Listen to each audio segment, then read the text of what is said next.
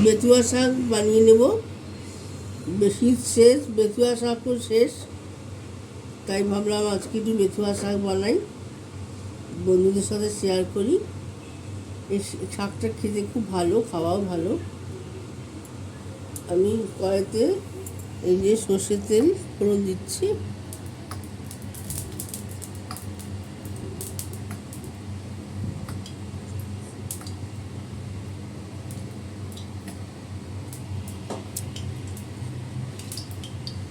শুকনো লঙ্কা, কাঁচা কালো জিরা ফোড়ন দিলাম। একটু কাঁচা লঙ্কা টমেটো দিয়ে দিচ্ছি।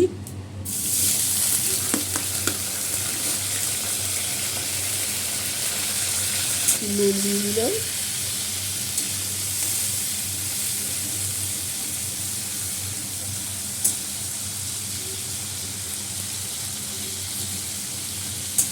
হলুদ গুঁড়ো দিয়ে দিচ্ছি।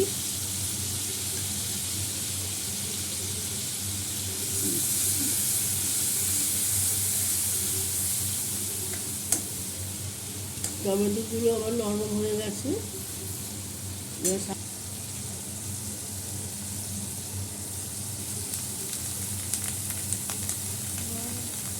শাকগুলো দিয়ে দিচ্ছি।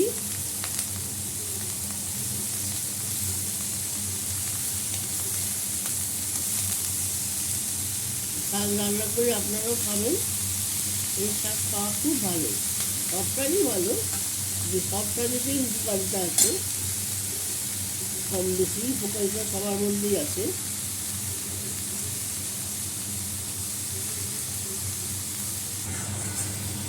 বন্ধুরা, আমার শাকটা ভাজা হয়ে গেছে।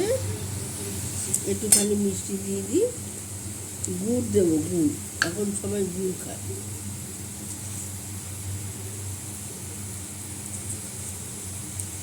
এখন কেউ চিনি খায় না। এইভাবে শাক ভাজা করে খাবে বন্ধুরা, খুব ভালো লাগবে। ব্লগটা আমি এখানে শেষ করলাম।